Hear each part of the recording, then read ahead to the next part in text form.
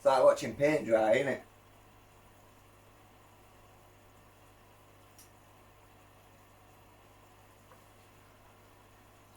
So following on from last night's, yesterday's video, depending where in the world you are, I got the parts primed, the stage yesterday, so these have had overnight to cure, and yesterday it wasn't until the evening that the video got edited, so it has been about 24 hours since these tanks and the parts which I wanted to paint in the aluminium, aluminum, silvery colour were primed and prepped.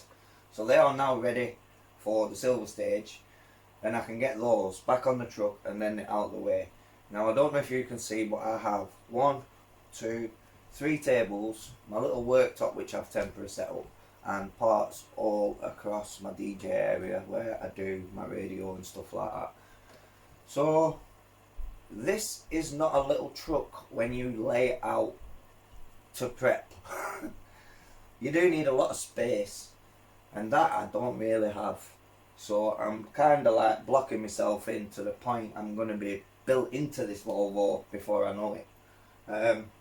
So if Wayne Skalinsky, however you say his name, Nick Skalinsky, is it? Skalinsky.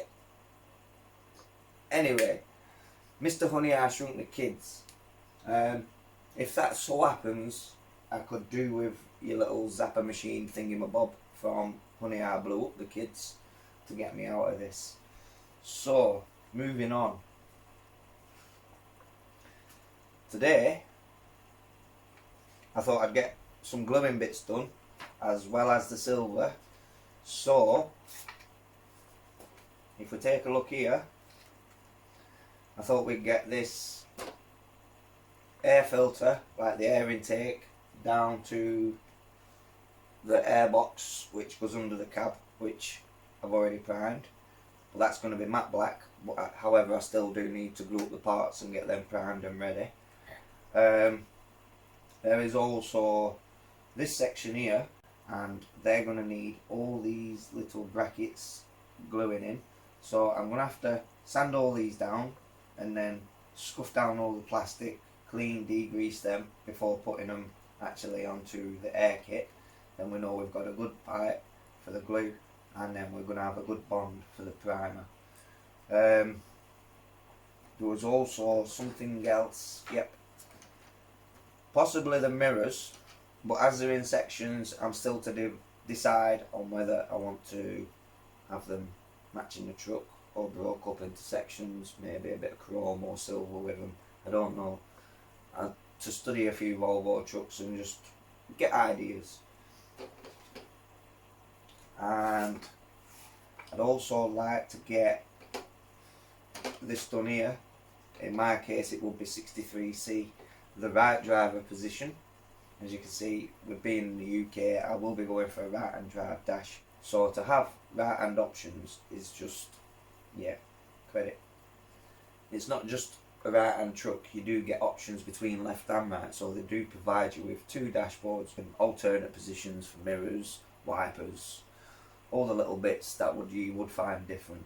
The visor, again, same process, and then it's just working out on the interior really, on how I want to go about this. Now I do have ideas, and I've already got my paint, because it's just how much of it do I want to paint. So I'll get on now and I can show you how we construct these specific parts to go on the truck, and then you have an idea on that. So it's going to be a bit of gluing and then waiting in between, so it kind of keeps flowing with the manual as far as the build goes. But as I said, you're going to be back and forth from the manual with specifically the cab part, depending on how far you want to take it. Just before we move on now to construct the air intake pipe, if you have a VERKERK Volvo and you're at this point, your head might be scrambled right now, and for good reason. A1 on the part is in fact A2. A2 is A1. A4 is A3. Upside down there, just there you go. And A3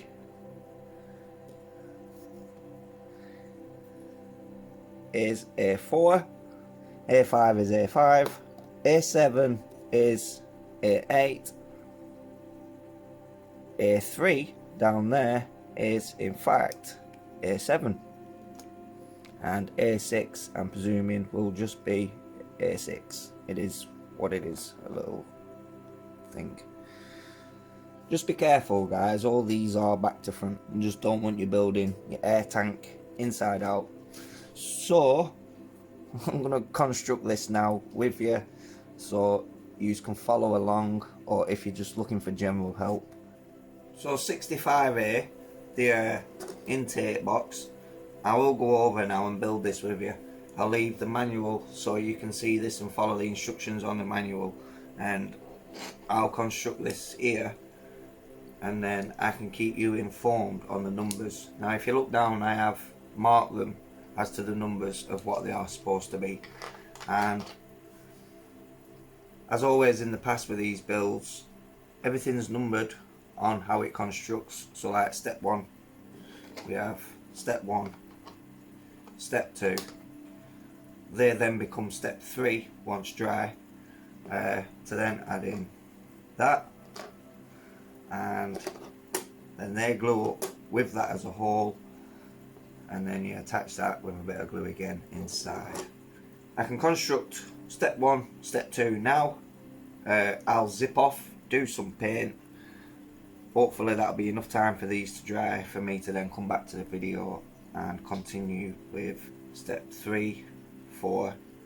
That might give me enough time then to get another coat on the parts that I'm currently painting, and then I can check back in and we'll do that step. Step 1. I can't find my brush cement. It is somewhere. Everything has just got everywhere at the minute, but at the moment I do have some Ribble poly cement. Now this is an awkward one to clamp, so I am just going to hold this like this for a few minutes now. Pop that one there out of the way. That should be okay like that. They're a bit awkward when you're doing like something on an L shape, because like I say, with the clamp, this bit be totally fine, and clamp behind that and it'll bond really well. But stuff like this, you are going to have to sit there, bored out your head for a little while, looking into space, holding plastic together. This is the joys of the hobby. So I'll put that more to the outer edge there this time. Comes out a lot quicker this. That's why I like my brush cement. I kind of know exactly how much I'm putting on. But not to will it. It's only a little bit of sanding. So same again. And here I am actually on step 2 here. Whoops, should not have let go of that, should I? So yeah, step 2 there, down in the construction part there. So again, I'm just going to pop that there to dry. This particular part, I don't know whether to paint in like a plasti dip. I do have some black plasti dip, and it gives you like a rubberized texture like that. So, food for thought, food for thought.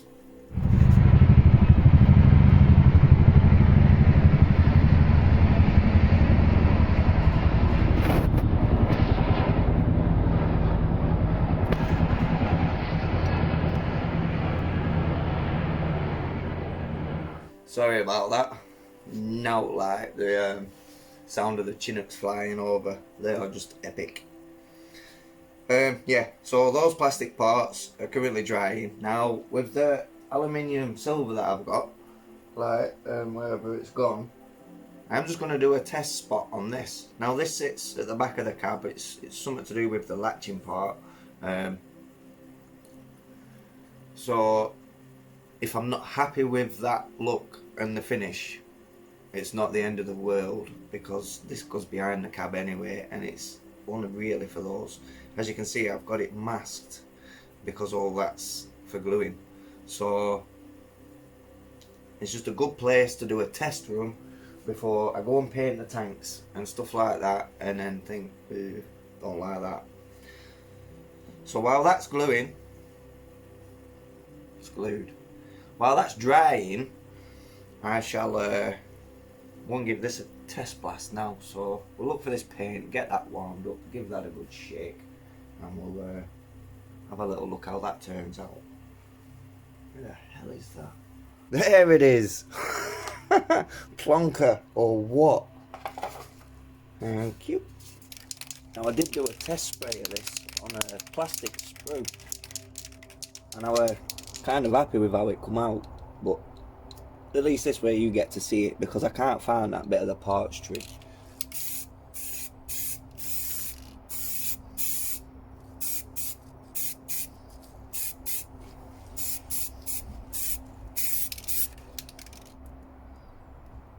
And we ain't going to really be able to tell till we get another coat on there and it's properly cured.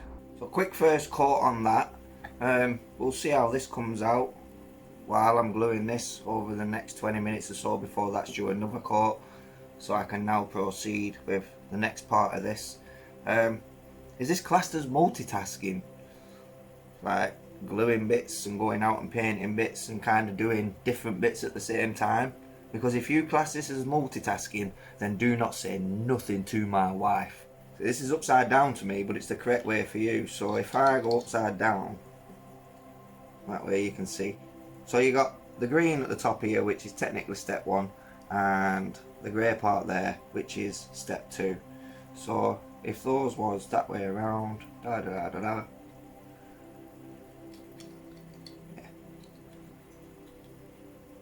so that's going to glue together like so, and this we can in fact clamp, which is good because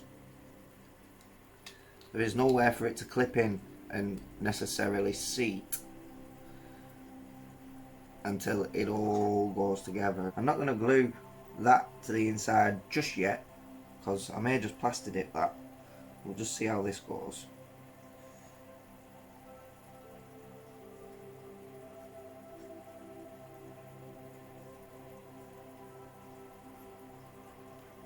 So fiddly.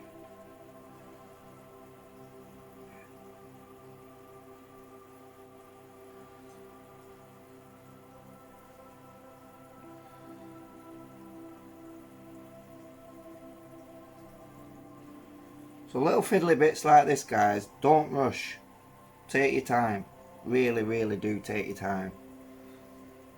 Until I find my modelling cement, I might have to pick some more up when I nip out later and pick another bottle of that up. Because this is, while it's all well and good, it's just a little bit messy and I can't monitor the flow and how much I'd like to put on, and it's seeping out the edges. Which isn't an issue because I can sand that all down later.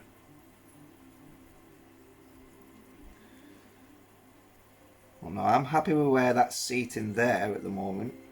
It's just getting this. Put one clamp here.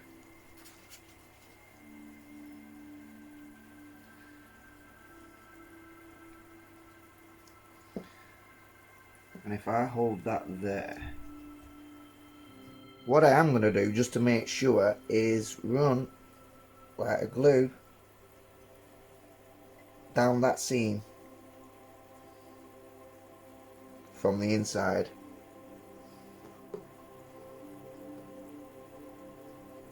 So I'll just let you see, there's the original plastic. I'd not sprayed that, and there you can see it is sprayed. Let's darken it up, and I don't know, there you go.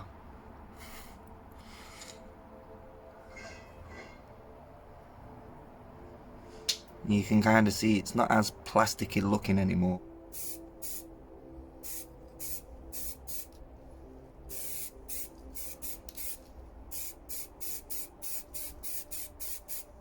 Now I like to use my helping hands, bits of polystyrene with all kinds where you can use like tweezers to go through screw holes to hold stuff.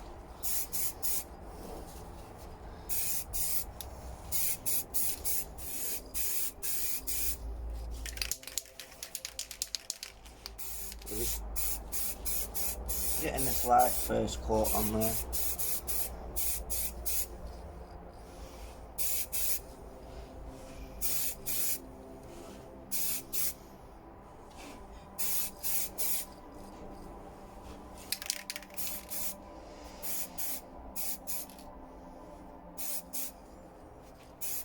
And then the insides.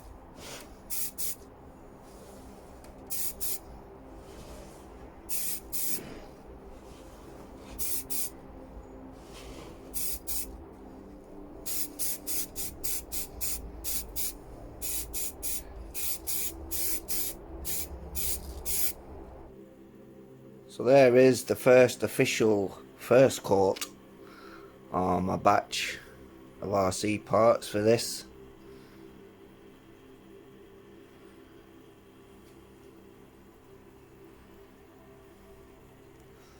Just need to dry off and then a little flatten with some wet and dry and give them a nice second coat. So back to the intake. Step 6. Dead simple one. Literally just want to run that glue down the centre seam. Really doesn't matter about excess there. Just a nice thin layer up the edge.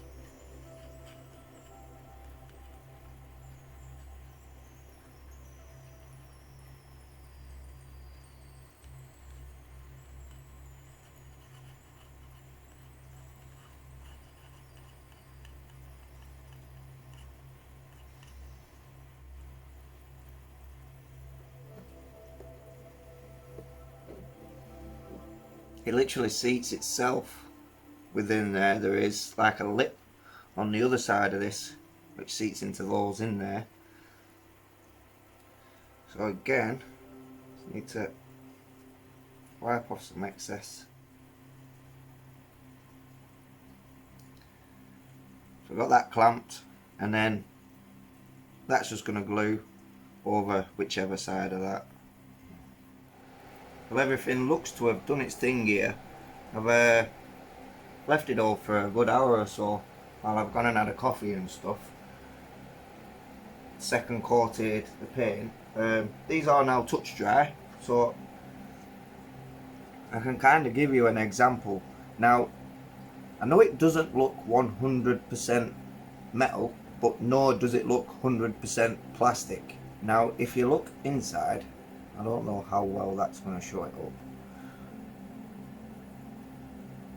to the outside.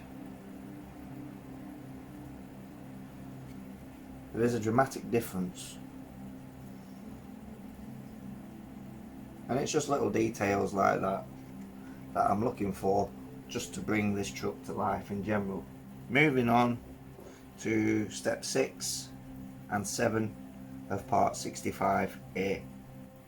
On the rubber bit, you have like a flat edge at the top. That's the part that will be connecting there.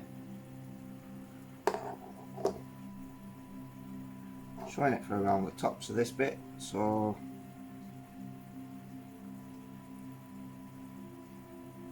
I'm not too bothered about a bit of excess here, as it will all run in the edges, which we'll just put a bit on the edges in there.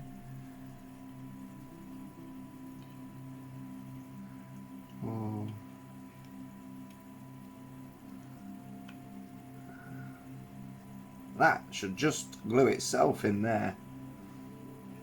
I don't even think there's any need for a clamp. But we'll put one on there anyway, just because we can. So a little run of glue around here.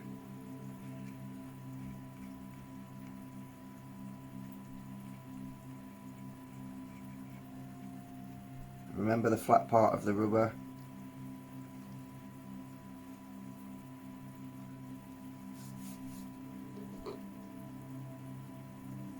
So essentially that is that done for that specific bit. I'm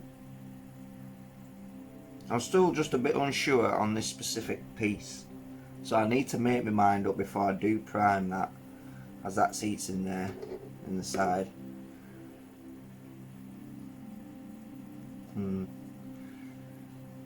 either way, we are now making progress, which is the main thing. I'm going to wrap that one up at that, because we're doing the painting bits in between. The video's just going to start dragging out and out and out, so I can break it down, and we'll probably do